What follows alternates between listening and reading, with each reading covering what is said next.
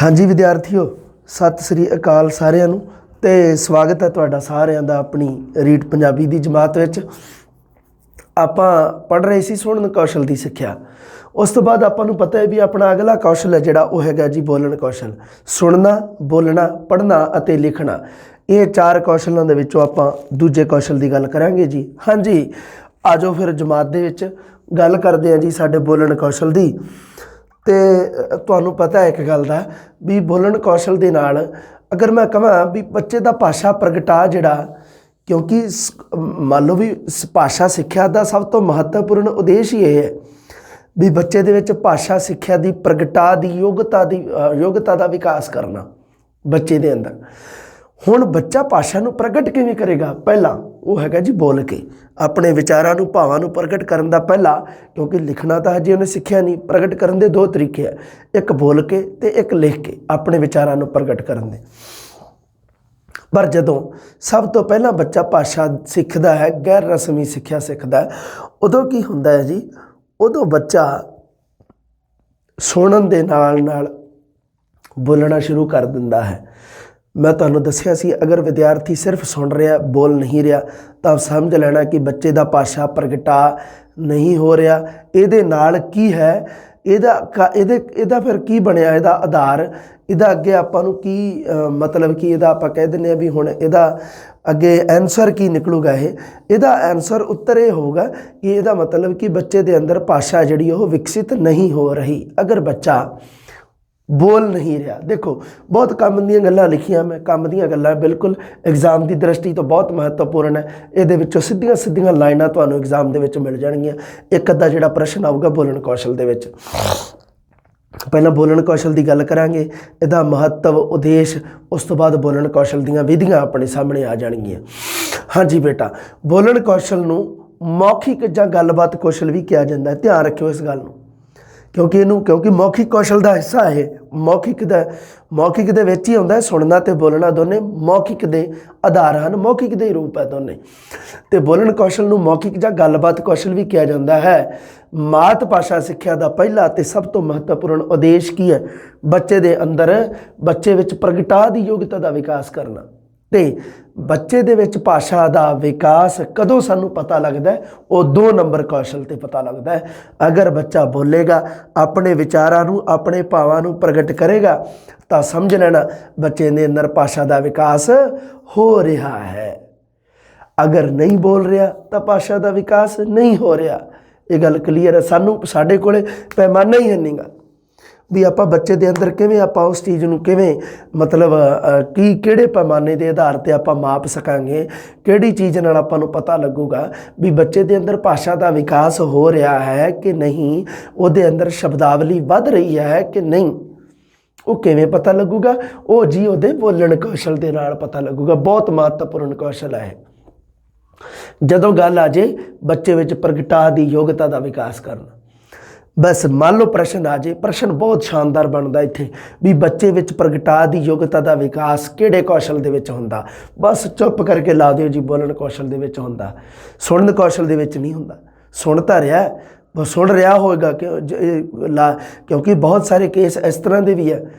उहदे विच की है भी बच्चा सुन रहा है पर रिएक्शन नहीं दे रहा, उस दे विच प्रतिक्रिया नहीं गी। प्रतिक्रिया तो यही है, मान लो भी सुनना जिहड़ा वो क्रिया है तो बोलना की है फिर प्रतिक्रिया है ना। हाँ, दोनों चीज़ां नालों नाल चलदियां, दोनों का नालों नाल विकास हुंदा। सिक्ख्या उद्देशां दे विकास का पता केवल स्वै प्रगटा द्वारा ही पता लगता। सिक्ख्या दे जिहड़े उद्देश निर्धारित किए हुए आ उन्हां दा पता लगू किवें? स्वै प्रगटा तो, बोलण कौशल तो। अते मौखिक प्रगटा जिहड़ा वो स्वै प्रगटा का सब तो उत्तम साधन है। देखो जी, अपने आप नूं प्रगट करन दे मैं तुहानूं दस्सिया सी 2 तरीके है। 2 तरीके नाल आपां अपने आप नूं, अपनी गल आपां किसी नूं कह सकते हैं। एक तो बोल के, एक लिख के। लिखण वाला तो गल तुहानूं दस्सिया भी बाद दी गल, क्योंकि भाषा का मौखिक रूप पहला विकास होया, भाषा के मौखिक रूप का, लिखित रूप का बहुत बाद विच विकास होया। इस करके हुण इत्थे इस गल नूं समझ लिओ बेटा जी भी जदों मतलब कि देखो मौखिक प्रगटा है जिहड़ा वो स्वै प्रगटा का सब तो उत्तम साधन है। बोलचाल की भाषा नूं मौखिक भाषा कहा जाता है। बहुत काम की गल लिखी हुई है भी ਅਸੀਂ ਆਪਣੇ ਮਨ ਦੇ ਵਿਚਾਰਾਂ ਨੂੰ ਪ੍ਰਗਟ ਕਰਨ ਵਾਸਤੇ ਜਿਨ੍ਹਾਂ ਧੁਨੀ ਸੰਕੇਤਾਂ ਦੀ ਵਰਤੋਂ ਕਰਦੇ ਹਾਂ, ਉਹਨਾਂ ਧੁਨੀ ਸੰਕੇਤਾਂ ਨੂੰ ਕੀ ਕਹਿ ਦਿੰਦੇ ਆ? ਮੌਖਿਕ ਭਾਸ਼ਾ ਜਾਂ ਮੌਖਿਕ ਪ੍ਰਗਟਾਅ ਉਹਨੂੰ ਆਖਿਆ ਜਾਂਦਾ ਹੈ ਜੀ। ਹਾਂ, ਵਿਦਿਆਰਥੀ ਆਪਣਾ ਮੌਖਿਕ ਪ੍ਰਗਟਾਅ ਕਦੋਂ ਕਰਦਾ ਹੈ? ਬੋਲਚਾਲ ਦੇ ਰੂਪ ਵਿੱਚ ਕਰਦਾ ਹੈ। ਇਸ ਕਰਕੇ ਸਵੈ ਪ੍ਰਗਟਾਅ, ਮੌਖਿਕ ਪ੍ਰਗਟਾਅ, ਬੋਲਣਾ, ਬੋਲਚਾਲ, ਗੱਲਬਾਤ, ਇਹ ਸਾਰੇ ਇੱਕ ਦੂਜੇ ਦੇ ਸਮਾਨਾਰਥੀ ਆ ਇਸ ਮਸਲੇ ਤੇ। ਹਾਂਜੀ, ਬੋਲਣ ਕੌਸ਼ਲ ਦਾ ਜਾਂ ਬੋਲਚਾਲ ਦਾ ਕੀ ਮਹੱਤਵ ਹੈ? ਬੋਲਚਾਲ ਵੀ ਸ਼ਬਦ ਆਉਂਦਾ ਬੋਲਣ ਕੌਸ਼ਲ ਦੀ ਥਾਂ ਤੇ। ਇਹ ਸਾਰੀ ਸ਼ਬਦਾਵਲੀ ਤੁਸੀਂ ਧਿਆਨ 'ਚ ਰੱਖਿਓ। ਹਾਂਜੀ, दैनिक जीवन के सारे कार्यों में बिल्कुल बोलण की लोड़, जबान की तो बहुत ज़्यादा लोड़ पैंदी है, ये बिना कोई काम नहीं होंदा अपना। हाँ देखो, विचारों का आदान प्रदान करना है, कोई आदेश निर्देश देने हैं, ये सारे मौखिक भाषा राही तो होंदे है ना। मान लो एक सोचने वाली गल है भी प्रगटा करने के दो तरीके है, एक हैगा जी साडा मौखिक, एक हैगा लिखित। हुण मान लो मौखिक रूप आप कह दिए जी वरतना ही नहीं, आप लिखित रूप वरतीए तो काम कितना औखा हो जाऊगा है ना। किसी को आप लिख लिख के गल्लां अपनियां दसनियां होण जां ओह आपां नूं लिख लिख के गल्लां दसे तो वह तो है ना कितना मतलब समा ते कितना कुछ आपां नूं वेखना पऊगा उहदे विच। पर देखो सब तो शानदार काम देखो जी वह हैगा जी बोलण कौशल दे विच कोई भी आदान प्रदान है विचारां दा, कोई आदेश निर्देश देने आ, विचार किसी नाल साझे करने आ। अपने कोल की है, रब ने आपां नूं दित्ती है जबान, बोलण दा कौशल अपने विच विकसित है ते गल्लां करो। भाषा सीखण दा काम मौखिक कार्य तो आरंभ होंदा है। देखो बच्चा पहला सुनता है, फिर अनुकरण करता है, फिर बोलना सीखता है। ध्यान रखियो, सुनता है, अनुकरण करता है, फिर बोलता है, सुनता है, अनुकरण करता है, फिर बोलता है।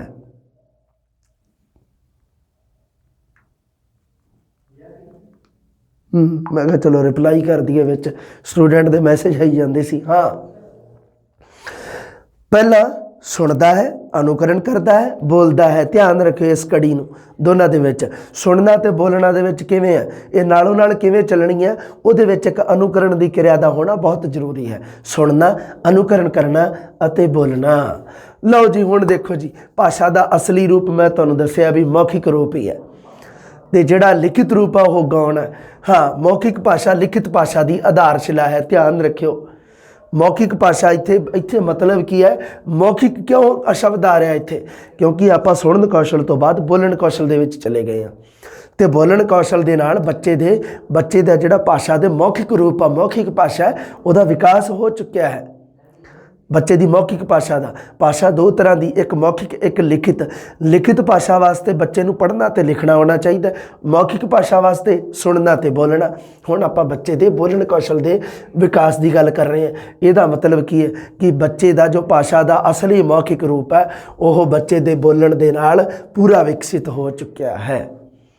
तो ये जिहड़ी मौखिक विकास बच्चे का हो गया, ये बच्चे की लिखित भाषा के विकास का आधार बनूगा अगे जाके। हाँ, मौखिक प्रगटा अपने आप दे विच एक किता धंधा भी है, एक प्रोफैशन भी है।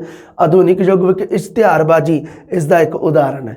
मौखिक रूप दे विच इश्तिहारबाजी करनी है ना, एडवरटाइजमेंट करनी।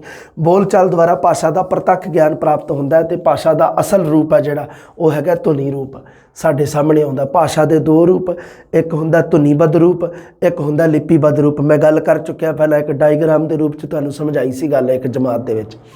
उहदे विच मैं दस्सिया सी भी भाषा का असली रूप है जिहड़ा वो धुनी रूप है, बोलचाल वाला रूप है जिहड़ा।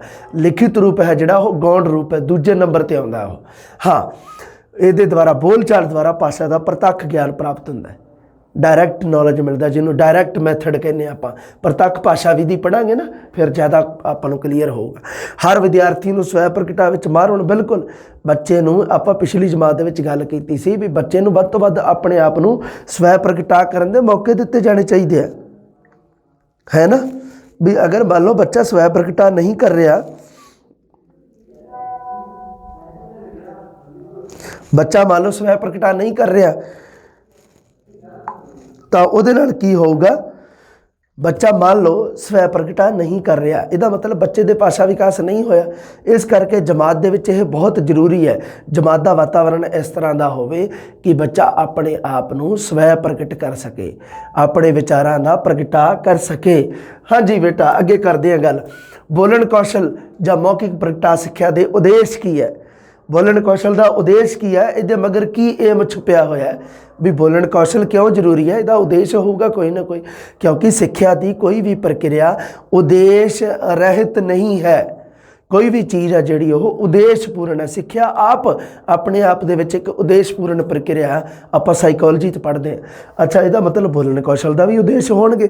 ਬਿਲਕੁਲ ਹੈਗੇ ਆ ਜੀ। ਦੇਖੋ ਕੀ ਆ, ਪਹਿਲਾ ਉਦੇਸ਼ ਕੀ ਹੈ, ਬੱਚੇ ਨੂੰ ਸਰਲ, ਸਪਸ਼ਟ ਅਤੇ ਸ਼ੁੱਧ ਸ਼ਬਦਾਂ ਵਿੱਚ ਵਿਚਾਰ ਪ੍ਰਗਟ ਕਰਨ ਦੇ ਯੋਗ ਬਣਾਉਣਾ।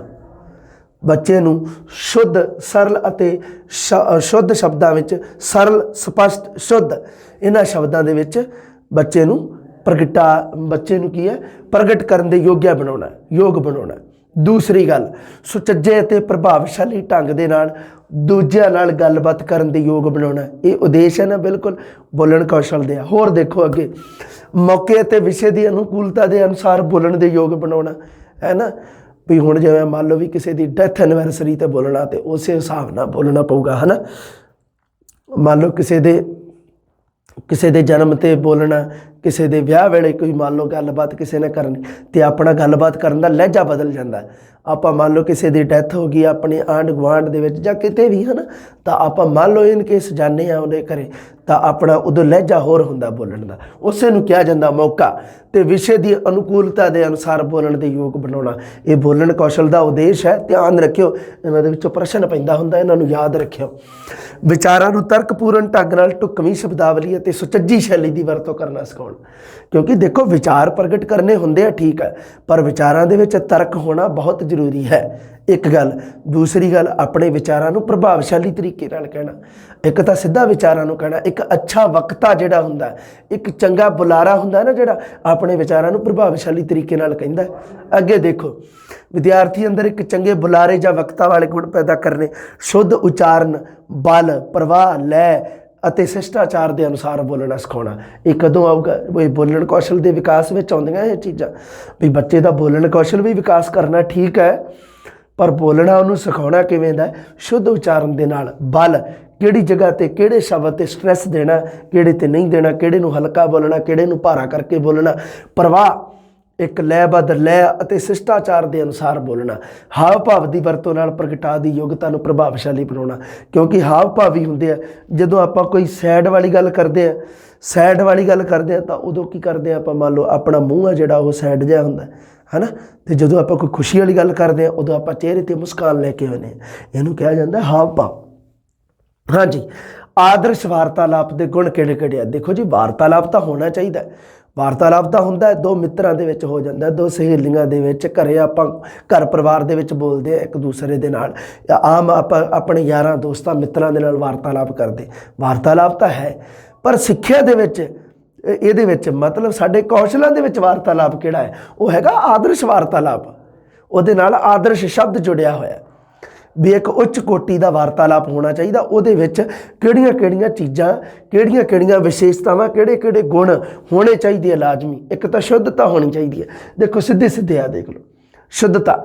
ਹੁਣ ਦੇਖੋ ਸ਼ੁੱਧਤਾ ਕੀ ਭਾਵ ਹੈ? ਸ਼ੁੱਧਤਾ ਜੇ ਮੰਨ ਲਓ ਸ਼ਬਦ ਵੀ ਭਾਸ਼ਾ ਦੇ ਬੋਲਣ ਕੌਸ਼ਲ ਦੇ ਵਿੱਚ ਸ਼ੁੱਧਤਾ ਤੋਂ ਕੀ ਭਾਵ ਹੈ ਜੀ? ਸ਼ੁੱਧਤਾ ਤੋਂ ਇਹ ਭਾਵ ਹੈ ਵੀ ਭਾਸ਼ਾ ਦਾ ਅਰਥ, ਵਿਆਕਰਣ ਅਤੇ ਉਚਾਰਨ ਦੀ ਦ੍ਰਿਸ਼ਟੀ ਤੋਂ ਸ਼ੁੱਧ ਹੋਣਾ। ਇਹਨੂੰ ਕਿਹਾ ਜਾਂਦਾ ਸ਼ੁੱਧਤਾ। ਭਾਸ਼ਾ ਦਾ ਅਰਥ, ਵਿਆਕਰਣ, ਉਚਾਰਨ ਦੀ ਦ੍ਰਿਸ਼ਟੀ ਤੋਂ ਸ਼ੁੱਧ ਹੋਣਾ।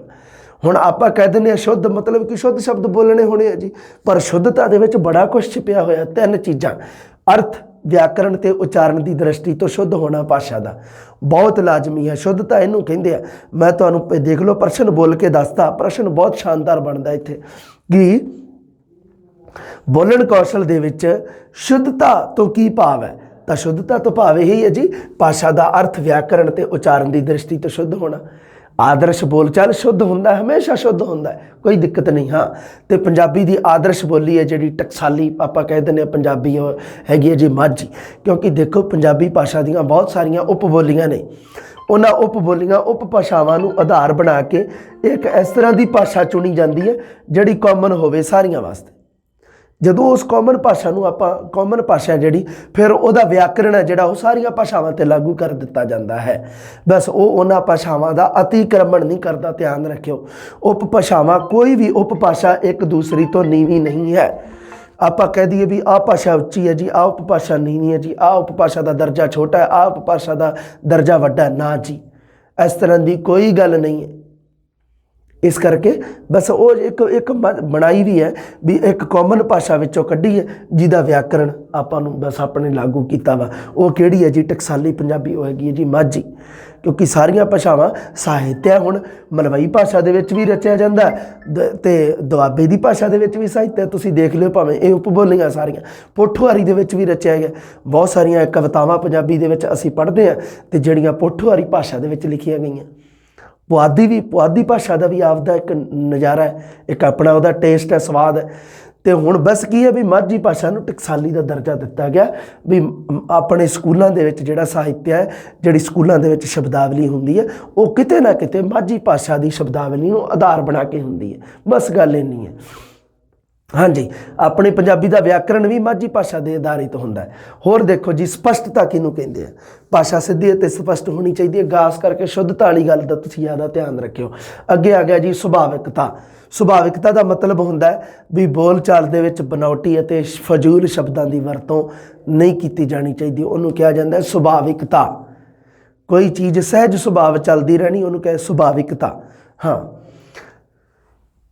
ਸੁਭਾਵ ਦੇ ਵਿੱਚ ਹੋਣੀ ਮਤਲਬ ਹੁਣ ਮੰਨ ਲਓ ਇੱਕ ਤਾਂ ਚੀਜ਼ ਆਪਣੇ ਖੂਨ ਦੇ ਵਿੱਚ ਹੋਣੀ, ਉਹ ਹੁੰਦੀ ਹੈ ਸੁਭਾਵਿਕ। ਪਰ ਇੱਕ ਆਪਾਂ ਹੁਣ ਜਿਵੇਂ ਐਕਟਰ ਐਕਟਿੰਗ ਕਰਦੇ ਆ ਤਾਂ ਉਹ ਕੀ ਹੈ ਜੀ? ਬਨਾਵਟੀ ਹੈ, ਹੈ ਨਾ। ਪਰ ਜਿਹੜੇ ਮੰਨ ਲਓ ਅਸਲ ਦੇ ਵਿੱਚ ਜ਼ਿੰਦਗੀ ਦੇ ਵਿੱਚ ਤੇ ਉਹਨੂੰ ਆਪਾਂ ਕਹਿ ਦਿੰਦੇ ਹਾਂ ਸੁਭਾਵਿਕਤਾ। ਪ੍ਰਭਾਵਸ਼ਾਲੀ ਕਿਹਨੂੰ ਕਹਿੰਦੇ ਆ? ਬੁਲਾਰਾ ਜਾਂ ਵਕਤਾ ਪ੍ਰਭਾਵਸ਼ਾਲੀ ਭਾਸ਼ਾ ਦੁਆਰਾ ਆਪਣੇ ਉਦੇਸ਼ ਦੀ ਪੂਰਤੀ ਕਰਦਾ ਹੈ। ਜਿਹੜਾ ਕੋਈ ਬੋਲਣ ਵਾਲਾ ਹੈ, ਵਕਤਾ ਹੈ, ਉਹ ਪ੍ਰਭਾਵਸ਼ਾਲੀ ਭਾਸ਼ਾ ਦੀ ਵਰਤੋਂ ਕਰਦੇ। ਆਹ ਸ਼ਬਦਾਂ ਨੂੰ ਧਿਆਨ ਰੱਖਿਓ। ਸ਼ੁੱਧਤਾ, ਸਪਸ਼ਟਤਾ, ਸੁਭਾਵਿਕਤਾ, ਪ੍ਰਭਾਵਸ਼ਾਲੀ, ਸਰਲਤਾ। ਸਰਲਤਾ ਦਾ ਮਤਲਬ ਕੀ ਹੁੰਦਾ? ਵੀ ਵਿਚਾਰਾਂ ਤੇ ਭਾਵਾਂ ਦਾ ਆਦਾਨ ਪ੍ਰਦਾਨ ਆ ਜਿਹੜਾ, ਉਹਦੇ ਵਾਸਤੇ ਸਰਲ ਸ਼ਬਦਾਂ ਦੀ ਵਰਤੋਂ ਕੀਤੀ ਜਾਵੇ। ਮੰਨ ਲਓ ਔਖੇ ਸ਼ਬਦ ਦੀ ਆਪਾਂ ਵਰਤੋਂ ਕਰ ਲਈ, ਉੱਥੇ ਆਪਣੇ ਭਾਸ਼ਾ ਦਾ ਆਦਾਨ ਪ੍ਰਦਾਨ ਰੁਕ ਜੂਗਾ। ਤੁਸੀਂ ਜ਼ਿਆਦਾ ਦੂਰ ਕੀ ਜਾਣਾ? ਤੁਸੀਂ ਮੰਨ ਲਓ ਕਿਸੇ ਸਕੂਲ ਦੇ ਵਿੱਚ ਪੜ੍ਹਾ ਰਹੇ ਹੋ, ਉੱਥੇ ਕੋਈ ਔਖਾ ਸ਼ਬਦ ਤੁਸੀਂ ਬੋਲਦੇ ਹੋ ਅਤੇ ਵਿਦਿਆਰਥੀਆਂ ਨੇ ਉਦੋਂ ਹੀ ਤੁਹਾਡੇ ਮੂੰਹ ਵੱਲ ਵੇਖਣ ਲੱਗ ਜਾਣਾ ਵੀ ਗੁਰਜੀਆਂ ਨੇ ਆਹ ਕੀ ਬੋਲਤਾ, ਇਹ ਕਿਹੜਾ ਸ਼ਬਦ ਬੋਲਤਾ, ਵੀ ਇਹ ਕਿੱਥੋਂ ਕੱਢ ਕੇ ਲਿਆਂਦਾ। ਅਤੇ ਫਿਰ ਤੁਹਾਨੂੰ ਦੱਸਣਾ ਪੈਣਾ ਵੀ ਇਹਦਾ ਬੇਟੇ ਆਹ ਸਰਲ ਸ਼ਬਦਾਂ ਦੇ ਵਿੱਚ ਉਹਨੂੰ ਤਬਦੀਲ ਕਰਨਾ ਪੈਣਾ। ਫਿਰ ਜਾ ਕੇ ਕਮਿਊਨੀਕੇਸ਼ਨ ਆਦਾਨ ਪ੍ਰਦਾਨ ਹੋਊਗਾ। ਇਹਨੂੰ ਕਿਹਾ ਜਾਂਦਾ ਸਰਲਤਾ। ਗਤੀਸ਼ੀਲਤਾ ਵੀ ਹੋਣੀ ਚਾਹੀਦੀ ਹੈ। ਗਤੀਸ਼ੀਲਤਾ ਦਾ ਮਤਲਬ ਸਪੀਡ ਨਹੀਂ ਗਾ ਵੀ ਐ ਨਹੀਂ ਕਿਸੇ ਨਾਲ ਗੱਲਬਾਤ ਕਰਨੀ ਆ ਤਾਂ ਲੱਗੇ ਰਹੋ ਇੱਕ ਸਪੀਡ ਨਾਲ, ਹੈ ਨਹੀਂ ਗਾ ਵੀ ਸਪੀਡ ਕਰ ਲਓ 100 ਦੀ ਆਪਦੀ, ਐਵੇਂ ਬਿਲਕੁਲ ਨਹੀਂ ਗਾ। ਗਤੀਸ਼ੀਲਤਾ ਦਾ ਮਤਲਬ ਹੁੰਦਾ ਵੀ ਇੱਕ ਉਚਿਤ ਗਤੀ, ਇੱਕ ਲੈ, ਇੱਕ ਪ੍ਰਵਾਹ ਹੁੰਦੀ ਹੈ ਜਿਹੜੀ ਬੋਲਣ ਦੀ। ਬੋਲਣ ਦਾ ਵੀ ਕਿੱਥੇ ਪਾਜ਼ ਕਰਨਾ, ਕਿੱਥੇ ਆਪਾਂ ਸ਼ਬਦ ਨੂੰ ਥੋੜ੍ਹਾ ਜਿਹਾ ਭਾਰ ਦੇ ਕੇ ਬੋਲਣਾ, ਕਿੱਥੇ ਥੋੜ੍ਹਾ ਜਿਹਾ ਹੈ ਨਾ ਕਿਹੜੇ ਸਟਾਈਲ ਨਾਲ ਬੋਲਣਾ। ਇਹ ਜਿਹੜਾ ਸਾਰੀਆਂ ਚੀਜ਼ਾਂ ਇਹ ਦੇਖੋ ਕਿਵੇਂ ਗਤੀਸ਼ੀਲਤਾ, ਉਚਿਤ ਗਤੀ ਰੱਖਣੀ ਹੈ, ਇੱਕਸਾਰ ਗਤੀ ਰੱਖਣੀ ਹੈ। ਪ੍ਰਵਾਹ ਦਾ ਹੋਣਾ ਬਹੁਤ ਜ਼ਰੂਰੀ ਹੈ। ਬੋਲਣ ਸਮੇਂ ਵਿਸ਼ਰਾਮ ਚਿੰਨ੍ਹਾਂ ਦੀ ਵਰਤੋਂ ਤਾਂ ਕਰਨੀ ਚਾਹੀਦੀ ਹੈ, ਬਿਲਕੁਲ ਹੁੰਦੀ ਰਹਿੰਦੀ ਹੈ। ਪਹਿਲੀ ਗੱਲ, ਜਦੋਂ ਆਪਾਂ ਬੋਲਣ ਦੇ ਵਿੱਚ ਸ਼ੁੱਧਤਾ ਲੈ ਆਉਂਦੀ ਨਾ ਅਤੇ ਆਪਣੇ ਵਿੱਚ ਆਪੇ ਆ ਜਾਂਦੀ ਹੈ ਗਤੀਸ਼ੀਲਤਾ। ਇਹ ਥੋੜ੍ਹਾ ਜਿਹਾ ਰੱਖਿਓ ਕੰਮ ਦੀ ਗੱਲ ਧਿਆਨ ਦੇ ਵਿੱਚ। ਆਹ ਜਿਹੜੀ ਸ਼ਬਦਾਵਲੀ ਲਿਖੀ ਹੋਈ ਹੈ, ਜਿਵੇਂ ਸ਼ੁੱਧਤਾ, ਸਪਸ਼ਟਤਾ, ਸੁਭਾਵਿਕਤਾ, ਪ੍ਰਭਾਵਸ਼ੀਲਤਾ, ਜਿਹੜੀ ਤੁਹਾਨੂੰ ਡਾਰਕ ਕੀਤੀ ਹੋਈ ਦਿਖ ਰਹੀ ਹੈ, ਇਹ ਤਾਂ ਬਾਹਲੀ ਕੰਮ ਦੀ ਚੀਜ਼ ਹੈ। ਇਹਦੇ ਵਿੱਚੋਂ ਪ੍ਰਸ਼ਨ ਤਾਂ ਆਉਂਦੇ ਹੀ ਬਹੁਤ ਹੈ। ਕਿਉਂਕਿ ਉਹ ਕੀ ਕਰਦਾ, ਐਗਜ਼ਾਮੀਨਰ ਕੀ ਕਰਦਾ ਵੀ ਐਗਜ਼ਾਮੀਨਰ ਦਾ ਪ੍ਰਸ਼ਨ ਪੁੱਛਣ ਦਾ ਇੱਥੇ ਤਰੀਕਾ ਬੜਾ ਘੈਂਟ ਆ। ਉਹ ਕਹਿੰਦਾ ਵੀ ਬੋਲਣ ਕੌਸ਼ਲ ਦੇ ਵਿੱਚ ਕਿਹੜੀਆਂ ਕਿਹੜੀਆਂ ਵਿਸ਼ੇਸ਼ਤਾਵਾਂ ਹੋਣੀਆਂ ਚਾਹੀਦੀਆਂ ਹਨ। ਉਹਦੇ ਵਿੱਚ ਕੀ ਕਰਦਾ, 3 ਆਪਸ਼ਨ ਪਾ ਕੇ ਇੱਕ ਹੋਰ ਪਾ ਦਿੰਦਾ ਐਵੇਂ ਹੀ ਚੱਕ ਕੇ ਫਾਲਤੂ ਜਿਹਾ। ਅਤੇ ਵਿਦਿਆਰਥੀ ਉਹਦੇ ਵਿੱਚ ਵੀ ਕਈ ਵਾਰੀ ਭੁਲੇਖਾ ਖਾ ਜਾਂਦੇ ਆ। ਇਸ ਕਰਕੇ ਮਾੜਾ ਜਿਹਾ ਇਹਨਾਂ ਚੀਜ਼ਾਂ ਨੂੰ ਧਿਆਨ ਨਾਲ, ਆਪਾਂ ਨੂੰ ਲੱਗਦਾ ਵੇਖਣ ਦੇ ਵਿੱਚ ਸੌਖੇ ਹੈ, ਪਰ ਐਗਜ਼ਾਮ ਹਾਲ ਦੇ ਵਿੱਚ ਇਹੀ ਪ੍ਰਸ਼ਨ ਔਖੇ ਹੋ ਜਾਂਦੇ ਆ ਉਸ ਕਮਰੇ ਦੇ ਵਿੱਚ ਜਿੱਥੇ ਆਪਾਂ ਬਹਿ ਕੇ ਪੇਪਰ ਦਿੰਦੇ ਹਾਂ। ਮਧੁਰਤਾ, ਮਿਠਾਸ ਵੀ ਹੋਣੀ ਚਾਹੀਦੀ ਹੈ, ਮਿੱਠੀ ਜੀ ਗੱਲ ਹੈ ਨਾ। ਮੰਨ ਲਓ ਕੋਈ ਕੌੜੇ ਤੋਂ ਕੌੜਾ ਸ਼ਬਦ ਵੀ ਕਿਸੇ ਨੂੰ ਬੋਲਣਾ ਅਤੇ ਉਹ ਵੀ ਮੈਂ ਖੰਡ 'ਚ ਲਪੇਟ ਕੇ ਅਗਲੇ ਨੂੰ ਹੈ ਨਾ ਪੂਰਾ ਵਧੀਆ ਤਰੀਕੇ ਨਾਲ। ਹਾਂ, ਵਿਵਹਾਰਿਕਤਾ, ਬੋਲਚਾਲ ਵਿੱਚ ਸਧਾਰਨ ਲੋਕਾਂ ਦੀ ਭਾਸ਼ਾ ਜਾਂ ਆਮ ਭਾਸ਼ਾ ਹੋਣੀ ਚਾਹੀਦੀ ਹੈ। ਇਹਨੂੰ ਕਿਹਾ ਜਾਂਦਾ ਵਿਵਹਾਰਿਕਤਾ। ਉਹੀ ਭਾਸ਼ਾ ਬੋਲਣੀ ਚਾਹੀਦੀ ਹੈ ਜਿਹੜੀ ਵਿਵਹਾਰ ਦੇ ਵਿੱਚ ਆ, ਜਿਹੜੀ ਪ੍ਰਚਲਨ ਦੇ ਵਿੱਚ ਆ, ਆਮ ਲੋਕਾਂ ਦੇ ਵਿੱਚ ਵਿਵਹਾਰਿਕ ਰੂਪ ਦੇ ਵਿੱਚ ਆ। ਹੁਣ ਜਿਵੇਂ ਮੰਨ ਲਓ ਵੀ ਮੈਂ ਤੁਹਾਨੂੰ ਪੜ੍ਹਾਈ ਜਾਂਦਾ ਅਤੇ ਮੈਂ ਆਪਣੇ ਹਿਸਾਬ ਨਾਲ ਮੈਂ ਉਹ ਭਾਸ਼ਾ ਦਾ ਯੂਜ਼ ਕਰ ਰਿਹਾ ਜਿਹੜੀ ਤੁਹਾਡੇ ਵਾਸਤੇ ਸਹੀ ਹੈ ਜਮਾਂ। ਹੁਣ ਮੈਂ ਇੱਥੇ ਕੀ ਕਰਾਂ, ਮੈਂ ਸੋਚਾਂ ਵੀ ਨਾ ਵੀ ਮੈਂ ਤਾਂ ਸ਼ੁੱਧ ਸਾਹਿਤਕ ਭਾਸ਼ਾ ਪੜ੍ਹਾਊਂਗਾ ਅਤੇ ਫਿਰ ਤੁਸੀਂ ਪੜ੍ਹ ਗਏ। ਫਿਰ ਨਹੀਂ, ਫਿਰ ਤੁਸੀਂ ਕਿੱਥੇ, ਤੁਸੀਂ ਕਹਿਣਾ ਸੀ ਕੌਣ ਹੈ ਸਿਮਰਨਜੀਤ ਸਰ, ਫਿਰ ਤੁਸੀਂ ਐਂ ਕਹਿ ਦੇਣਾ ਸੀ। ਕਿਉਂਕਿ ਮੇਰੀ ਭਾਸ਼ਾ ਫਿਰ ਤੁਹਾਨੂੰ ਸਹੀ ਨਹੀਂ ਸੀ ਲੱਗਣੀ। ਇਸ ਕਰਕੇ ਸ਼ਬਦਾਵਲੀ ਹੈ ਜਿਹੜੀ ਉਹ ਇਸ ਤਰ੍ਹਾਂ ਦੀ ਵਰਤੋਂ ਵੀ ਬੱਚੇ ਨੂੰ ਉਹ ਸ਼ਬਦਾਵਲੀ ਹੈ ਜਿਹੜੀ ਉਹ ਕਿਵੇਂ ਦੀ ਲੱਗੇ, ਵਿਵਹਾਰਿਕਤਾ ਲੱਗੇ ਉਹਨੂੰ, ਵੀ ਠੀਕ ਹੈ ਮੈਂ ਇਹ ਸ਼ਬਦ ਸੁਣੇ ਹੋਏ ਆ। ਇਹਨੂੰ ਕਿਹਾ ਜਾਂਦਾ ਵਿਵਹਾਰਿਕਤਾ, ਵੀ ਜਿਹੜੀ ਭਾਸ਼ਾ ਪਹਿਲਾਂ ਸੁਣੀ ਹੈ ਆਪਣੇ ਵਿਵਹਾਰ ਦੇ ਵਿੱਚ ਜਿਹੜੀ ਚੀਜ਼ ਹੈ। ਸਾਹਿਤਕ ਭਾਸ਼ਾ ਦੀ ਵਰਤੋਂ ਸਾਹਿਤ ਵਿੱਚ ਹੀ ਕਰਨੀ ਚਾਹੀਦੀ ਹੈ। ਹੁਣ ਮੰਨ ਲਓ ਇੱਕ ਛੋਟੀ ਜਿਹੀ ਗੱਲ ਹੈ, ਤੁਸੀਂ ਪੜ੍ਹਾਉਣ ਗਏ 1 ਤੋਂ 8ਵੀਂ ਤੱਕ ਬੱਚਿਆਂ ਨੂੰ ਪੜ੍ਹਾਓਗੇ, 1 ਤੋਂ 5ਵੀਂ ਤੱਕ, ਰੁਕੋ ਇੱਕ ਸਿਪ ਲੈ ਲੈਣ ਦਿਓ ਚਾਹ ਦੀ। ਹੁਣ ਮੰਨ ਲਓ ਵੀ ਪਹਿਲੀ ਪੜ੍ਹਾਉਣਾ ਛੋਟੇ ਬੱਚਿਆਂ ਨੂੰ, ਉੱਥੇ ਤੁਸੀਂ ਸਾਹਿਤਕ ਭਾਸ਼ਾ ਥੋੜ੍ਹਾ ਵਰਤੋਗੇ, ਹੈ ਨਾ, ਵੀ ਕੋਈ ਐਵੇਂ ਟਕਸਾਲੀ ਸ਼ਬਦਾਵਲੀ ਦੀ ਵਰਤੋਂ ਥੋੜ੍ਹਾ ਕਰੋਗੇ। ਉੱਥੇ ਤੁਸੀਂ ਬੱਚੇ ਦੇ ਹਿਸਾਬ ਨਾਲ ਆਪਣੇ ਆਪ ਨੂੰ ਚੇਂਜ ਕਰੋਗੇ, ਉਸੇ ਨੂੰ ਤਾਂ ਕਿਹਾ ਜਾਂਦਾ ਵਿਵਹਾਰਿਕਤਾ। ਹਾਂ, ਹੁਣ ਜੀ ਉਦੇਸ਼ ਜਾਂ ਮੰਤਵ ਪ੍ਰਾਪਤੀ, ਮੰਤਵ ਜਾਂ ਉਦੇਸ਼ ਇੱਕੋ ਹੀ ਗੱਲ ਹੈ। ਹੁਣ ਇੱਕ ਗੱਲ ਹੈ ਸੋਚਣ ਵਾਲੀ, ਮੈਂ ਤੁਹਾਨੂੰ ਪਹਿਲਾਂ ਵੀ ਗੱਲ ਦੱਸੀ ਸੀ ਵੀ ਕੋਈ ਵੀ ਜਿਹੜਾ ਸਿੱਖਿਆ ਦੇ ਵਿੱਚ ਜਿਹੜੀ ਵੀ ਕਿਰਿਆ ਕੋਈ ਵੀ ਹੋਊਗੀ ਉਹ ਉਦੇਸ਼ ਰਹਿਤ ਹੋ ਹੀ ਨਹੀਂ ਸਕਦੀ, ਉਹ ਕਿਰਿਆ ਦਾ ਕੋਈ ਨਾ ਕੋਈ ਉਦੇਸ਼ ਹੋਊਗਾ। ਹੁਣ ਬੱਚੇ ਨੂੰ ਬੋਲਚਾਲ ਕਰਨਾ ਸਿਖਾਉਣਾ ਤੇ ਬੋਲਚਾਲ ਦੇ ਮਗਰ ਇੱਕ ਮੰਨ ਲਓ ਇੱਕ ਮਤਲਬ ਕੀ ਹੈ, ਦੇਖੋ ਸੁਣੋ, ਆਦਰਸ਼ ਵਾਰਤਾਲਾਪ ਸਿਖਾਉਣੀ ਹੈ। ਆਦਰਸ਼ ਵਾਰਤਾਲਾਪ ਦਾ ਉਦੇਸ਼ ਵੀ ਮੰਤਵ ਪ੍ਰਾਪਤੀ ਵੀ ਹੋਣਾ ਚਾਹੀਦਾ ਹੈ। ਬੋਲਚਾਲ ਸਮੇਂ ਕਿਸੇ ਵਿਸ਼ੇਸ਼ ਗੱਲ ਜਾਂ ਮੁੱਖ ਸ਼ਬਦ ਉੱਪਰ ਜ਼ੋਰ ਦੇਣਾ ਚਾਹੀਦਾ। ਦੇਖੋ ਕਿਵੇਂ, ਕਿਉਂਕਿ ਆਪਾਂ ਕੋਈ ਮੰਨ ਲਓ ਕਿਸੇ ਵਿਸ਼ੇ 'ਤੇ ਬੋਲ ਰਹੇ ਹਾਂ, ਉਸ ਵਿਸ਼ੇ ਨਾਲ ਸੰਬੰਧਿਤ ਜਿਹੜੀ ਕੋਈ ਮੇਨ ਸ਼ਬਦਾਵਲੀ ਆਊਗੀ ਆਪਾਂ ਉਹਨੂੰ ਦੁਹਰਾਵਾਂਗੇ ਜਾਂ ਜ਼ੋਰ ਦੇ ਕੇ ਬੋਲਾਂਗੇ ਉਹਦੇ 'ਤੇ, ਹੈ ਨਾ।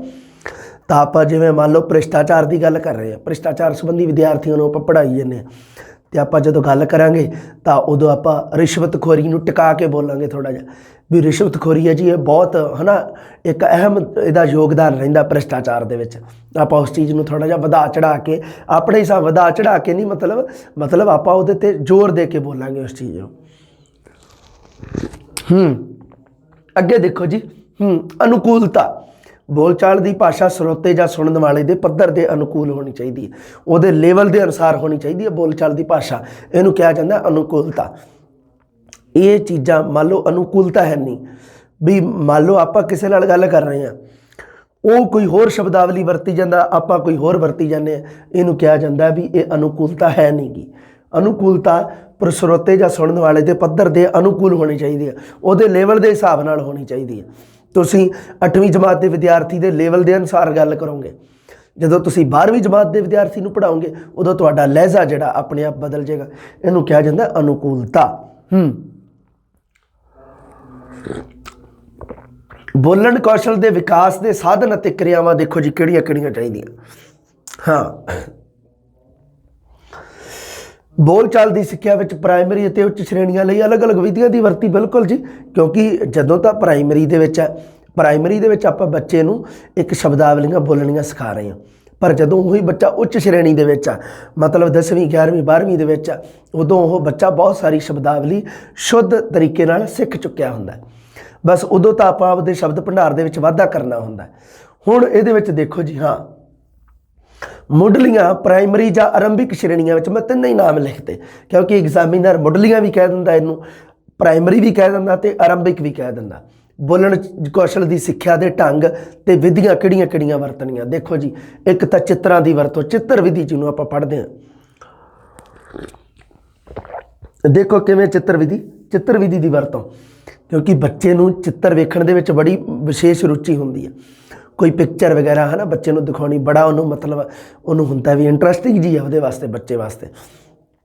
ਚਿੱਤਰ ਦੀ ਵਰਤੋਂ ਇੱਕ ਵਧੀਆ ਮਾਡਲ ਦੀ ਵਰਤੋਂ ਕਰਨੀ ਹੈ।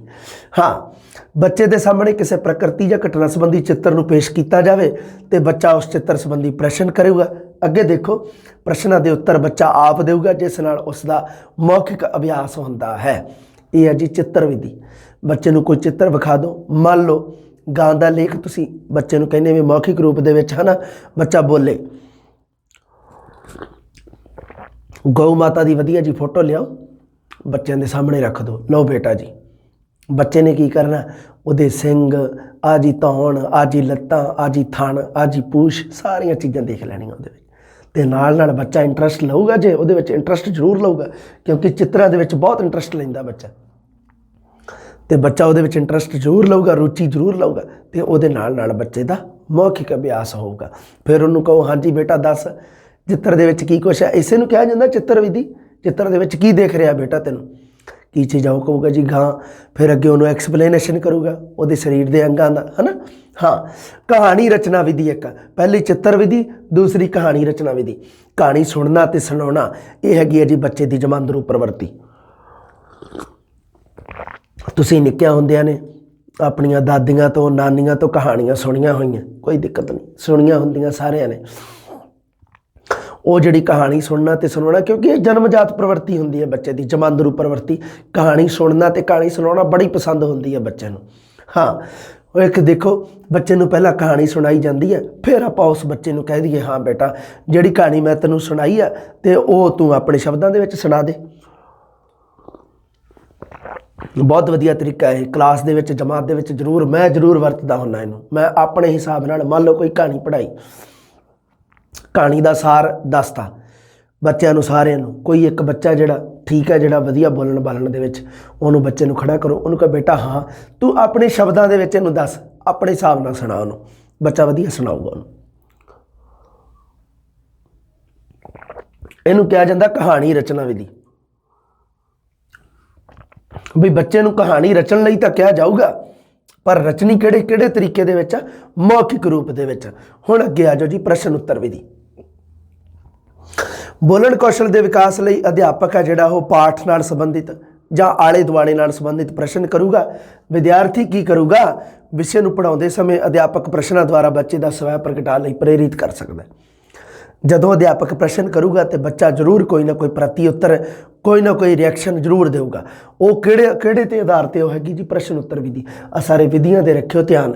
चित्र विधि की वरतों भी हुंदी है, कहानी रचना विधि की भी, प्रश्न उत्तर विधि। हुण आ गई जी समूहिक पाठ विधि।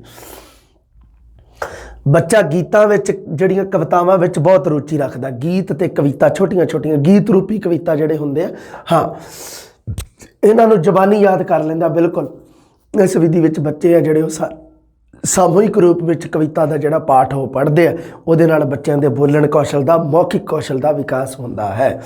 उच्ची पाठ विधि, अध्यापक जमात विच पहला आप आदर्श पाठ करता है तो उस तो बाद बच्चे अनुकरण पाठ करते हैं। इहनूं कहा जाता उच्ची पाठ दो तरीके नाल हुंदा है, एक आदर्श पाठ, एक अनुकरण पाठ। अध्यापक जदों आप उच्ची बोल के करदा पाठ उन्होंने कहा जाता आदर्श पाठ। जदों बच्चे आप उच्ची बोल के पाठ करते हैं, जदों बच्चे उन्होंने कहा जाता अनुकरण पाठ। जदों बच्चे जदों तो अध्यापक आदर्श पाठ कर रहा उदों बच्चे दे सुणन कौशल का विकास हो रहा, तो जदों बच्चे अनुकरण पाठ कर रहे हैं, उच्ची पाठ की गल कर रहा मैं, उच्ची पाठ दे विच एक आदर्श पाठ, एक अनुकरण पाठ। तो बच्चे जदों उच्ची पाठ कर रहे हैं अनुकरण के रूप में, उदों बच्चों का बोलण कौशल का विकास हो रहा है। उच्ची पाठ दे विच दोनों प्रक्रियावां शामिल हैं, सुणन कौशल का विकास भी हुंदा है तो बोलण कौशल का विकास भी हुंदा है। हुण आ गई जी बाल सभा। हाँ, हफ्ते में एक दिन बाल सभा जरूर होनी चाहिए है जी। समूह में वंड लो बच्चों नूं, गीत कविता कहानियां वार्तालाप वास्ते उत्साहित करो। एक चंगा अध्यापक आरंभिक श्रेणियां दे विच अगर तुसी बाल सभा मान लो आयोजन करना बाल सभा का, मतलब 8वीं तक जमात दे विच, तां उदों तुहानूं एक चंगा अध्यापक वधिया मार्गदर्शक होना चाहिए जिहड़ा बच्चों नूं चंगा प्रेरित कर सके, उन्हां दा वधिया मार्गदर्शन दे सके। हुण देखो जी अगे बाल सभा की भी गल, वाक रचना विधि। मौखिक रूप में आप बच्चे नूं कह सकते हैं हाँ भी मौखिक रूप के वक्-वक् वाकां दे विच इस चीज़ नूं एक्सप्लेन कर, इस चीज़ का वाक रचना विधि की वरतों कर सकते हैं। स्वै प्रगटा का मौका देना चाहिए, बहुत जरूरी है। जमात में अपने विचारों ते भावां नूं प्रगट करन दे वध तो वध मौके देने चाहिए। ठीक है, गल होगी। वार्तालाप, वार्तालाप या गलबात लई की है, शब्द वाक प्रश्न उत्तर इन्हां चीज़ों की अध्यापक वरतों कर सकता है। वार्तालाप की बहुत जरूरी है, स्वै प्रगटा का मौका मिलूगा वार्तालाप का करके ही मिलूगा। हाँ जी, हुण आ गई जी उच्च श्रेणियां विच बोलण कौशल की सिक्ख्या। आरंभिक श्रेणियां का अड्ड ही पता लगता है। देखो आरंभिक श्रेणियां दे विच देख लो किहड़ियां चित्रां की वरतों कर ली, कहानी रचना छोटियां जमातां वास्ते है, प्रश्न उत्तर विधि होगी, समूहिक पाठ विधि होगी, उच्ची पाठ विधि, बाल सभा, स्वै प्रगटा का मौका, वार्तालाप, ये गल्लां ना कॉमन जियां। हुण आ गई जी उच्च श्रेणियां विच एक तां हुंदा जी वाद विवाद, डिबेट। वाद विवाद एक हुंदा, देखो मान लो कोई एक विशा चुन लिया, उदाहरण वास्ते विशा चुन लिया जी, परीक्षा होनी चाहिए है जे नहीं, जिहड़े एग्जाम होंदे 5-7 ਵਿਦਿਆਰਥੀ ਹੈਗੇ ਆ ਜੀ ਨਹੀਂ ਹੋਣੇ ਚਾਹੀਦੇ, 5-7 ਵਿਦਿਆਰਥੀ ਹੈ ਜੀ ਹੋਣੇ ਚਾਹੀਦੇ ਆ। ਜਿਹੜੇ ਕਹਿੰਦੇ ਵੀ ਨਹੀਂ ਹੋਣੇ ਚਾਹੀਦੇ ਉਹ ਦੱਸਣਗੇ ਵੀ ਕਿਉਂ ਨਹੀਂ ਹੋਣੇ ਚਾਹੀਦੇ, ਤੇ ਜਿਹੜੇ ਕਹਿੰਦੇ ਵੀ ਜੀ ਹੋਣੇ ਚਾਹੀਦੇ ਆ ਤੇ ਉਹ ਇਹ ਦੱਸਣਗੇ, ਉਹ ਆਪਣਾ ਇਹ ਮਤਲਬ ਤਰਕ ਦੇ ਦੇ ਕੇ ਇਹ ਗੱਲ ਸਾਬਤ ਕਰਨ ਦੀ ਕੋਸ਼ਿਸ਼ ਕਰਨਗੇ ਵੀ ਐਗਜ਼ਾਮ ਕਿਉਂ ਹੋਣੇ ਚਾਹੀਦੇ, ਜ਼ਰੂਰੀ ਕਿਉਂ। ਇਹਨੂੰ ਕਿਹਾ ਜਾਂਦਾ ਹੈ ਵਾਦ ਵਿਵਾਦ, ਵਾਰਤਾਲਾਪ, ਵਾਦ ਵਿਵਾਦ, ਡਿਬੇਟ। ਬੋਲਣ ਤੇ ਚਿੰਤਨ ਦਾ ਇਸ ਵਿੱਚ ਇੱਕ ਅਧਿਆਪਕ ਇੱਕ ਵਿਸ਼ਾ ਨਿਰਧਾਰਿਤ ਕਰਦਾ ਹੈ। ਇਹਦੇ ਨਾਲ ਦੇਖੋ ਵਾਰਤਾਲਾਪ ਦੇ ਨਾਲ ਦੋ ਚੀਜ਼ਾਂ ਦਾ ਵਿਕਾਸ ਹੁੰਦਾ ਹੈ, ਬੋਲਣ ਦਾ ਤੇ ਚਿੰਤਨ ਦਾ। ਬੋਲਣ ਕੌਸ਼ਲ ਦਾ ਵਿਕਾਸ ਹੋ ਰਿਹਾ, ਨਾਲ ਨਾਲ ਵਿਦਿਆਰਥੀ ਚਿੰਤਨ ਕਰਨਾ ਸਿੱਖਦਾ ਹੈ ਇਹਦੇ ਨਾਲ, ਕਿਉਂਕਿ ਚਿੰਤਨ ਕਰੂਗਾ ਉਹ ਸੋਚੂਗਾ ਵੀ ਕੀ ਕਾਰਨ ਹੈ ਵੀ ਮੈਂ ਅਗਰ ਮੈਂ ਇੱਕ ਵਿਦਿਆਰਥੀ ਹੋਵਾਂ ਤਾਂ ਮੈਂ ਅਗਰ ਕਹਾਂ ਵੀ ਪ੍ਰੀਖਿਆ ਜਿਹੜੀ ਉਹ ਨਹੀਂ ਹੋਣੀ ਚਾਹੀਦੀ, ਐਗਜ਼ਾਮ ਨਹੀਂ ਹੋਣੇ ਚਾਹੀਦੇ, ਤਾਂ ਮੈਨੂੰ ਕੋਈ ਨਾ ਕੋਈ ਤਾਂ ਕਾਰਨ ਹੋਊਗਾ ਮੇਰੇ ਮਨ ਦੇ ਵਿੱਚ, ਮੈਂ ਕੋਈ ਨਾ ਕੋਈ ਤਾਂ ਚਿੰਤਨ ਕਰੂੰਗਾ ਹੀ। ਹਾਂਜੀ, ਵਿਸ਼ੇ ਅਨੁਸਾਰ ਵਿਚਾਰ ਵਟਾਂਦਰਾ ਕਰਦੇ ਹੋਏ ਵਿਸ਼ੇ ਦੇ ਪੱਖ ਜਾਂ ਵਿਰੋਧ ਵਿੱਚ ਆਪਣੇ ਵਿਚਾਰ ਪੇਸ਼ ਕਰਦੇ ਹਨ। ਇੱਕ ਤਾਂ ਪਕਸ਼ ਲੈ ਰਿਹਾ, ਇੱਕ ਉਸ ਦਾ ਵਿਰੋਧ ਕਰ ਰਿਹਾ, ਠੀਕ ਹੈ, ਕੋਈ ਦਿੱਕਤ ਨਹੀਂ, ਪਰ ਪੂਰਾ ਕੰਮ ਤਰਕ ਦੇ ਆਧਾਰਿਤ ਹੋਊਗਾ। ਇਹਨੂੰ ਕਿਹਾ ਜਾਂਦਾ ਹੈ ਵਾਦ ਵਿਵਾਦ। ਇਹ ਵੱਡੇ ਬੱਚਿਆਂ 'ਤੇ ਲਾਗੂ ਕਰ ਸਕਦੇ ਆ, ਛੋਟੇ ਬੱਚਿਆਂ ਦਾ ਤਾਂ ਕੋਈ ਮਸਲਾ ਹੀ ਨਹੀਂ। ਭਾਸ਼ਣ ਹੈ ਜੀ, ਦੇਖੋ ਇੱਕ ਕਲਾ, ਜਦੋਂ ਕਲਾ ਦੇ ਵਿੱਚ ਬੰਦੇ ਨੂੰ ਵਿਕਸਿਤ ਹੋਣਾ ਹੋਵੇ, ਜਦੋਂ ਆਪਣੇ ਅੰਦਰ ਕਿਸੇ ਕਲਾ ਦਾ ਵਿਕਾਸ ਕਰਨਾ ਹੋਵੇ ਤਾਂ ਲਗਾਤਾਰ ਅਭਿਆਸ, ਪ੍ਰੈਕਟਿਸ ਹੋਣੀ ਬਹੁਤ ਜ਼ਰੂਰੀ ਹੈ। ਭਾਸ਼ਣ ਵਾਸਤੇ ਵੀ ਇਹੀ ਹੈ। ਭਾਸ਼ਣ ਆਪਾਂ ਲਗਾਤਾਰ ਮੰਨ ਲਓ ਪ੍ਰੈਕਟਿਸ ਉਹਦੀ ਕਰੀ ਜਾਵਾਂਗੇ ਤੇ ਦਿਨੋਂ ਦਿਨ ਆਪਣੀ ਭਾਸ਼ਣ ਕਲਾ ਜਿਹੜੀ ਉਹ ਨਿਖਰਦੀ ਜਾਵੇਗੀ। ਹਾਂ, ਇਹਦੇ ਨਾਲ ਕੀ ਆ, ਬੋਲਣ ਕੌਸ਼ਲ ਦੇ ਨਾਲ ਨਾਲ ਕਿਹੜੀਆਂ ਚੀਜ਼ਾਂ ਦਾ ਵਿਕਾਸ ਹੁੰਦਾ? ਸ਼ੁੱਧ ਉਚਾਰਨ, ਗਤੀ, ਸ਼ੁੱਧ ਵਾਕ ਬਣਤਰ, ਬਲ, ਉਤਾਰ ਚੜਾ, ਇਹ ਚੀਜ਼ਾਂ ਜਿੰਨੀਆਂ ਵੀ ਆ ਜਿਹੜੀਆਂ ਲਿਖੀਆਂ ਹੋਈਆਂ ਇਹ ਸਾਰੀਆਂ ਭਾਸ਼ਣ ਦੇ ਵਿੱਚ ਸਮਾਈਆਂ ਹੋਈਆਂ, ਕਿਉਂਕਿ ਭਾਸ਼ਣ ਇੰਨਾ ਆਸਾਨ ਨਹੀਂ ਜਿੰਨਾ ਅਸੀਂ ਸਮਝ ਲੈਂਦੇ ਹਾਂ। ਅਗਰ ਮੰਨ ਲਓ ਬੱਚੇ ਨੂੰ ਭਾਸ਼ਣ ਆਪਾਂ ਇੱਕ ਵਧੀਆ ਭਾਸ਼ਣ, ਇੱਕ ਕਲਾ, ਬੱਚੇ ਦੇ ਅੰਦਰ ਇਹ ਕਲਾ ਪੂਰੀ ਵਿਕਸਿਤ ਕਦੋਂ ਹੁੰਦੀ ਹੈ? ਜਦੋਂ ਬੱਚਾ ਵਾਕ ਬਣਤਰ ਨੂੰ ਸਮਝੂਗਾ। ਵਾਕ ਬਣਤਰ ਉਸ ਦੀ ਬਨਾਵਟ ਨੂੰ, ਉਸ ਦੀ ਸਟਰਕਚਰ ਨੂੰ, ਬਲ ਦੇਣਾ, ਕਿਹੜੇ ਮਤਲਬ ਸ਼ਬਦ ਨੂੰ ਜਾਂ ਕਿਹੜੇ ਅੱਖਰ ਨੂੰ ਬਲ ਦੇ ਕੇ, ਸਟ੍ਰੈਸ ਦੇ ਕੇ ਬੋਲਣਾ, ਕਿਹੜੇ ਨੂੰ ਹੌਲੀ ਬੋਲਣਾ, ਕਿਹੜੇ ਨੂੰ ਨੀਵਾਂ ਬੋਲਣਾ, ਕਿਹੜੇ ਨੂੰ ਉੱਚਾ ਬੋਲਣਾ। ਉਸ ਤੋਂ ਬਾਅਦ ਉਤਾਰ ਚੜਾ, ਹੈ ਨਾ, ਉਤਾਰ ਚੜਾ ਵੀ ਤਾਂ ਹੁੰਦਾ। ਉਤਾਰ ਚੜਾ ਜਿਹੜੀ ਇਹ ਮਤਲਬ ਬਹੁਤ ਇੱਕ ਲਾਜ਼ਮੀ ਹੈ ਭਾਸ਼ਣ ਦੇ ਵਿੱਚ ਖਾਸ ਕਰਕੇ। ਹਾਂ, ਭਾਸ਼ਣ ਮੌਖਿਕ ਪ੍ਰਗਟਾ ਦਾ ਕਲਾਤਮਿਕ ਪ੍ਰਗਟਾ ਹੈ, ਧਿਆਨ ਰੱਖਿਓ, ਕਿਉਂਕਿ ਭਾਸ਼ਣ ਦੇ ਵਿੱਚ ਕਲਾ ਸਮਾਹਿਤ ਹੁੰਦੀ ਹੈ, ਇਸ ਕਰਕੇ ਭਾਸ਼ਾ ਮੌਖਿਕ ਪ੍ਰਗਟਾ ਦਾ ਕਲਾਤਮਿਕ ਪ੍ਰਗਟਾ ਹੈ। ਇਸ ਵਿੱਚ ਤੱਥਾਂ ਅਤੇ ਸ਼ੈਲੀ ਦਾ ਸੰਯੋਗ ਹੁੰਦਾ ਹੈ, ਧਿਆਨ ਰੱਖਿਓ ਬਾਈ, ਤੱਥ ਅਤੇ ਸ਼ੈਲੀ ਹੁੰਦੇ ਆ ਇਹਦੇ ਵਿੱਚ। ਤੱਥ ਆਪਾਂ ਭਾਸ਼ਣ ਦੇ ਵਿੱਚ ਬੋਲ ਕੇ ਦੱਸਣੇ ਆ ਤੇ ਨਾਲ ਆਪਾਂ ਨੂੰ ਸ਼ੈਲੀ, ਵਿਧੀ ਵੀ, ਢੰਗ ਵੀ ਹੋਣਾ ਚਾਹੀਦਾ। ਸ਼ੈਲੀ ਦਾ ਮਤਲਬ ਹੁੰਦਾ ਵਿਧੀ, ਢੰਗ, ਤਰੀਕਾ, ਜਿਹੜਾ ਵੇ ਹੁੰਦਾ ਆਪਣਾ, ਵਾਕ ਬਣਤਰ, ਬਲ, ਉਤਾਰ ਚੜਾ, ਇਹ ਸਾਰੇ ਸ਼ੈਲੀ ਦੇ ਵਿੱਚ ਆ ਜਾਂਦੇ ਆ। ਤੱਥ ਦੇ ਵਿੱਚ ਤਾਂ ਆਪਾਂ ਉਹ ਗੱਲਾਂ ਜਿਹੜੀਆਂ ਭਾਸ਼ਣ ਦੇ ਵਿੱਚ ਜ਼ਰੂਰੀ ਆਪਾਂ ਕਰਨੀਆਂ, ਵਿਸ਼ਾ ਜਿਹੜਾ ਚੁਣਿਆ, ਤੱਥ ਤਾਂ ਉਹਦੇ ਵਿੱਚ ਆ ਜਾਂਦੇ ਆ। ਤੱਥ ਤੇ ਸ਼ੈਲੀ ਦੋਨੇ ਭਾਸ਼ਣ ਦੇ ਵਿੱਚ ਆਉਂਦੇ ਆ, ਧਿਆਨ ਰੱਖਿਓ ਬੇਟਾ। ਬੋਲਣ ਤੇ ਚਿੰਤਨ ਇਹ ਵਾਦ ਵਿਵਾਦ ਵਿੱਚ ਆਉਂਦੇ ਆ। ਸਮੂਹਿਕ ਚਰਚਾ ਦੇਖੋ, ਗੋਲਮੇਜ ਸੰਮੇਲਨ, ਹਾਂ, ਗੋਲਾਕਾਰ ਦਾਇਰੇ ਵਿੱਚ ਬਿਠਾ ਕੇ ਆਪਸੀ ਚਰਚਾ ਆਰੰਭ ਕਰਨ ਤੋਂ ਪਹਿਲਾਂ ਜਮਾਤ ਦਾ ਕੋਈ ਇੱਕ ਵਿਦਿਆਰਥੀ ਨੂੰ ਸਭਾਪਤੀ ਨਿਯੁਕਤ ਕਰ ਦਿੰਦੇ ਆ, ਜਿਹਦੀ ਦੇਖ ਰੇਖ ਵਿੱਚ ਚਰਚਾ ਹੁੰਦੀ ਹੈ, ਸਮੂਹਿਕ ਚਰਚਾ ਹੁੰਦੀ ਹੈ ਵੀ ਉਹਦੇ ਵਿੱਚ ਆਖਰੀ ਨਤੀਜੇ 'ਤੇ ਪਹੁੰਚਿਆ ਜਾਂਦਾ ਅਤੇ ਬਸ ਉਹ ਫਿਰ ਅਧਿਆਪਕ ਆ ਉਹਦੇ ਵਿੱਚ ਆਪ ਨਿਰਣਾ ਕਰ ਦਿੰਦਾ। ਹੁਣ ਆ ਗਿਆ ਜੀ ਨਾਟਕ ਅਤੇ ਰੰਗਮੰਚ, ਕਿਉਂਕਿ ਜਿਹੜਾ ਨਾਟਕ ਹੈ, ਦੇਖੋ ਨਾਟਕ ਇੱਕ, ਇਹਨੂੰ ਦੋਹਰੀ ਕਲਾ ਕਿਹਾ ਜਾਂਦਾ। ਨਾਟਕ ਨੂੰ ਦੋਹਰੀ ਕਲਾ ਕਿਉਂ ਕਿਹਾ ਜਾਂਦਾ? ਕਿਉਂਕਿ ਨਾਟਕ ਸਾਹਿਤ ਦੇ ਵਿੱਚ ਇਸ ਦੀ ਰਚਨਾ ਲਿਖਿਤ ਰੂਪ ਵਿੱਚ ਵੀ ਹੁੰਦੀ ਹੈ ਅਤੇ ਇਹਦਾ ਅਸਲੀ ਜਿਹੜੀ ਕਸੌਟੀ ਹੈ ਉਹ ਹੈਗੀ ਹੈ ਜੀ ਰੰਗਮੰਚ। ਨਾਟਕ ਅਤੇ ਰੰਗਮੰਚ ਦੋਨੇ ਇੱਕੋ ਸਿੱਕੇ ਦੇ ਦੋ ਪਹਿਲੂ ਆ, ਇੱਕ ਸਿੱਕੇ ਦੇ ਦੋ ਪਾਸੇ ਆ, ਇਹਨਾਂ ਨੂੰ ਆਪਾਂ ਅਲੱਗ ਨਹੀਂ ਕਰ ਸਕਦੇ। ਮੰਨ ਲਓ ਇੱਕ ਸਫਲ ਨਾਟਕ ਆਪਾਂ ਕਿਵੇਂ ਕਹਿ ਸਕਦੇ ਹਾਂ?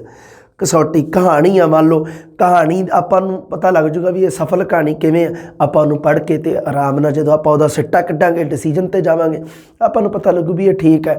ਆਧੁਨਿਕ ਬੰਦੇ ਦੀ ਲਿਖੀ ਹੋਈ ਹੈ ਜੀ ਕਹਾਣੀ, ਆਧੁਨਿਕ ਮਨੁੱਖ ਦੀ ਸੰਵੇਦਨਾ ਨੂੰ ਪ੍ਰਗਟ ਕਰ ਰਹੀ ਹੈ ਜੀ, ਆਧੁਨਿਕ ਬੰਦੇ ਦੀਆਂ ਸਮੱਸਿਆਵਾਂ ਨੂੰ ਪ੍ਰਗਟ ਕਰ ਰਹੀ ਹੈ, ਇਹ ਕਹਾਣੀ ਬਹੁਤ ਵਧੀਆ ਲਿਖੀ ਹੈ। ਪਰ ਨਾਟਕ ਦੇ ਕੀ ਸ਼ਰਤਾਂ ਆ ਜਿਹਦੇ ਆਧਾਰ 'ਤੇ ਆਪਾਂ ਨੂੰ ਪਤਾ ਲੱਗੇ ਵੀ ਨਾਟਕ ਹੈ ਜਿਹੜਾ ਉਹ ਇੱਕ ਸਫਲ ਨਾਟਕ ਹੈ? ਉਹ ਕਦੋਂ ਹੁੰਦਾ ਹੈ? ਜਦੋਂ ਉਸ ਨਾਟਕ ਨੂੰ ਸਟੇਜ 'ਤੇ ਖੇਡਿਆ ਜਾ ਸਕੇ।